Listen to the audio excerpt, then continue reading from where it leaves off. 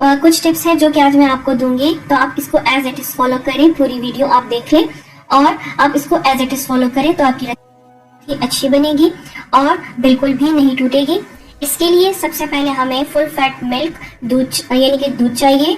1.5 litre में यहाँ पे फुल फैट मिल्क ले रही हूँ और इसे उबाल आने तक हम पकाएंगे। बीच में से ऐसे स्टर करते जाएंगे।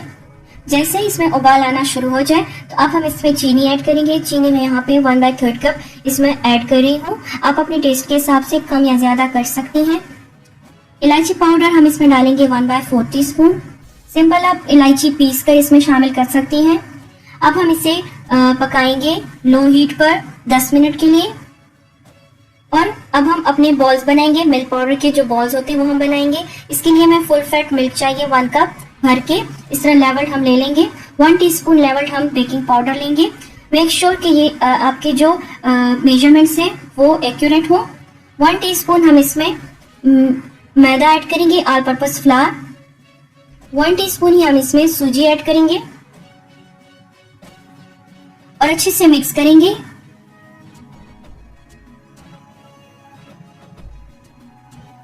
याद रखें कि मेजरमेंट्स के लिए आप इसको लेवल करें, यानी कि जो चम्मच में आप लें तो उसको आप छुरी की मदद से लेवल करके इसमें ऐड कर लें। इस तरह अब हम इसमें 1 टेबलस्पून ऑयल ऐड करेंगे। याद रखें कि घी आपने ऐड नहीं करना, ऑयल ही ऐड करना है। एक अंडा लेंगे जो कि रूम टेम्परेचर पे होना चाहिए और इसे हम अच्छे से फेंट कर साइड पर रखेंगे। ऑयल को हम मिक्सचर में अच्छे से मिक्स करेंगे और इसके बाद हम इसमें आहिस्ता आहिस्ता करके अंडा शामिल करके इसे गूंथते जाएंगे। याद रखें एकदम से आपने इसमें सारे का सारा अंडा ऐड नहीं करना, पहले आप थोड़ा सा ऐड करें और उसे अच्छे से इस तरह करके मिक्स करें। अंडा जो है वो रूम टेम्परेचर पे होना चाहिए। थोड़ा थोड़ा करके आप इसमें अंडा ऐड करें। इस तरह करके आप इसे गूंथते जाएं। आटा हमारा इस तरह होना चाहिए जैसे कि हम नॉर्मल आटा गूंथते हैं तो उससे थोड़ा सा सख्त होना चाहिए लेकिन स्मूथ होना चाहिए। मेरा यहाँ पे पूरा अंडा इसमें यूज नहीं हुआ, थोड़ा सा मैंने इसमें तकरीबन 1 टेबलस्पून बच गया है अंडा। और इस तरह करके आप देख सकती हैं कि स्मूथ सा डो हमारा बनना चाहिए। ये हमारा स्मूथ सा डो बन के तैयार हो गया है और अब हम इसके बॉल्स बनाएंगे। डो को आपने बना के रखना नहीं है बिल्कुल भी। जैसे ही आपका डो तैयार हो जाए हाथ पे बिल्कुल भी नहीं चिपकना चाहिए। इस तरह करके अब हम इसके बॉल्स बनाएंगे। आपने डो को बिल्कुल भी रूम टेम्परेचर पे नहीं रखना। जैसे ही आपका डो बन जाए हाथ पर नहीं चिपक रहा हो तब इस तरह करके इसके छोटे छोटे बॉल्स बना लें या फिर ओवल शेप में। बिना क्रैक्स के आपने बनाने हैं, इसमें बिल्कुल भी क्रैक नहीं होना चाहिए। और बॉल्स को भी आपने इस तरह करके दबा लेना है। बॉल्स को भी हम रूम टेम्परेचर पे नहीं रखेंगे बिल्कुल भी। जैसे ही हम बॉल्स बनाएंगे तो एक एक करके हम इसमें डालते जाएंगे, यानी कि आप एक एक बॉल बनाएं और इस तरह करके आप दूध में डालते जाएं।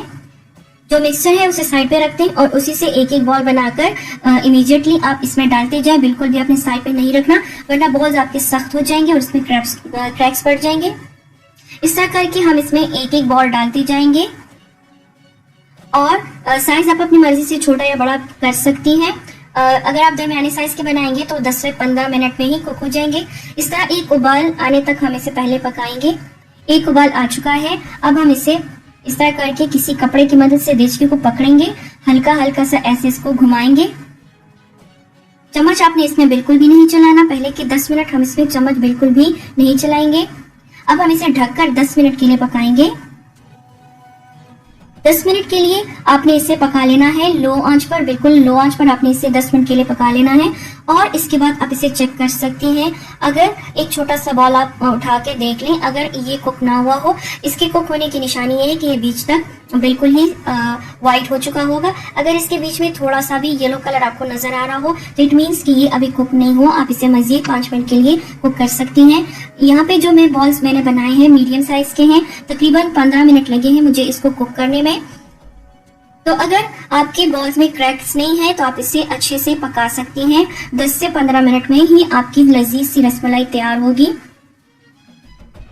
10 से 15 मिनट बाद हम फ्लेम ऑफ कर देंगे और जो इसके बॉल्स हैं वो हम निकाल कर सर्विंग डिश में रखते जाएंगे। इस तरह करके एहतियात से अब सारे बॉल्स निकाल लें और इसको डिश में रख लें, जो कि आपका सर्विंग डिश है तो आप इसमें रख लें।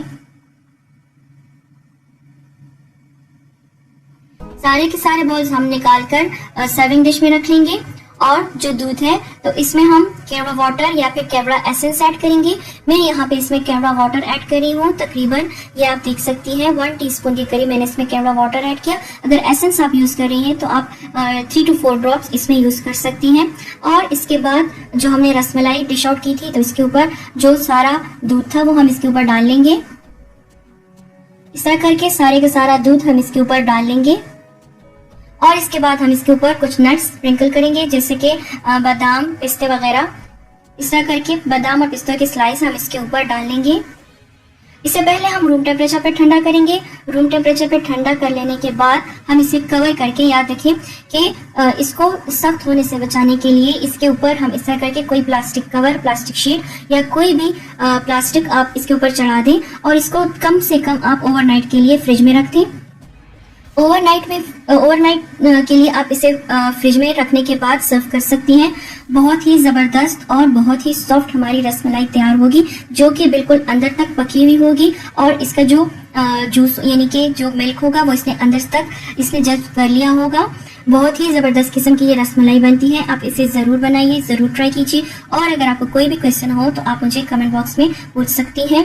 अगर आपको मेरी रेसिपी अच्छी लगती है तो मेरे चैनल को सब्सक्राइब करना मत भूलिएगा। Thank you for watching. Allah Hafiz.